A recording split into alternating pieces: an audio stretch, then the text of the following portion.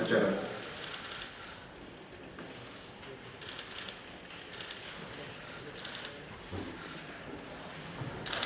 Yang saya hormati Bapak Wakil Presiden, Pak Menko, Bapak Ibu sekalian, seluruh Menteri dan Kepala Lembaga, Wakil Menteri,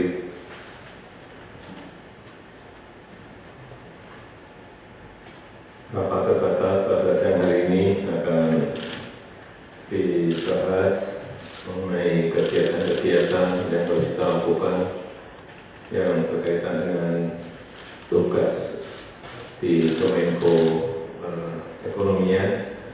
Dan sebelum saya mempersilakan Pak Menko untuk menyampaikan fokus kerja dalam lingkup koordinasinya, saya ingin menyampaikan beberapa hal. Yang pertama, kita tahu bahwa ekonomi global dalam 5 tahun ini dan perkiraan dari lembaga internasional tahun depan akan menuju ke sebuah situasi yang lebih sulit dan bahkan banyak yang menyampaikan menuju ke sebuah resesi. Oleh sebab itu semuanya harus kita antisipasi. Dan ini bolak-balik selalu saya sampaikan, kuncinya ada di yang pertama, untuk peningkatan ekspor dan substitusi barang-barang impor. Yang kedua, yang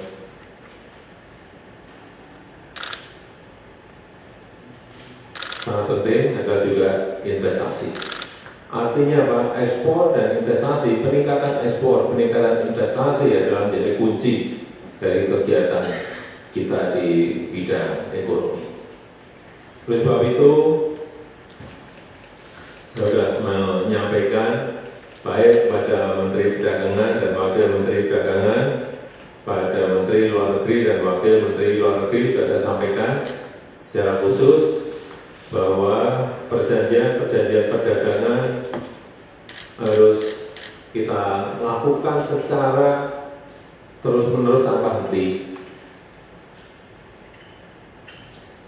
Kita telah menyelesaikan Indonesia Australia CEPA, dan ini harus diteruskan ke negara-negara lain. Ini yang penting menurut saya sudah diselesaikan, dan saya minta dalam akhir tahun 2020 ini bisa diselesaikan.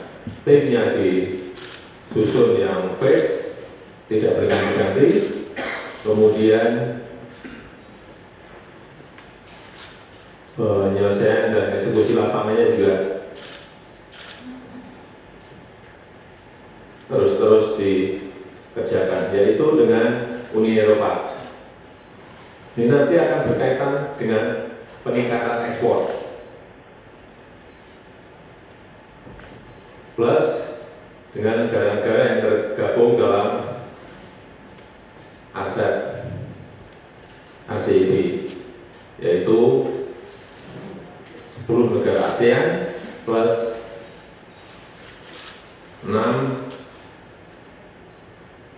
India, China, Korea Selatan, Jepang, Australia, New Zealand.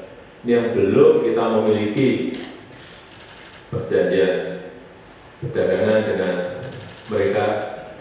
Saya minta agar diselesaikan dalam akhir tahun depan, kita harus rampung, sehingga yang berkaitan dengan ekspor ini betul-betul bisa kita lakukan. Juga free trade agreement dengan negara-negara Eropa, negara-negara Afrika. Ini penting sekali. Afrika, tolong dilihat. Yang kedua, yang berkaitan dengan regulasi-regulasi yang ada di bidang perekonomian yang menghambat investasi, yang menghambat ekspor. Dilihat betul agar juga segera ditindaklanjuti apa yang telah kita rencanakan mengenai penerbitan Omnibus Law. Sudah kita mulai mungkin 2 bulan yang lalu, ada 74 undang-undang di situ yang akan kita kerjakan. Saya kira Pak Menko Perekonomian sudah paham mengenai ini, tolong dikoordinasikan dengan Menko yang lain yang berkaitan dengan ini. Segera kita identifikasi, segera kita pangkas, sehingga betul-betul apa yang tadi di depan saya sampaikan ini betul-betul bisa kita kerjakan secara cepat. Dan yang terakhir, kembali lagi saya ingin menyampaikan mengenai transformasi ekonomi menuju ke sebuah industrialisasi, hilirisasi.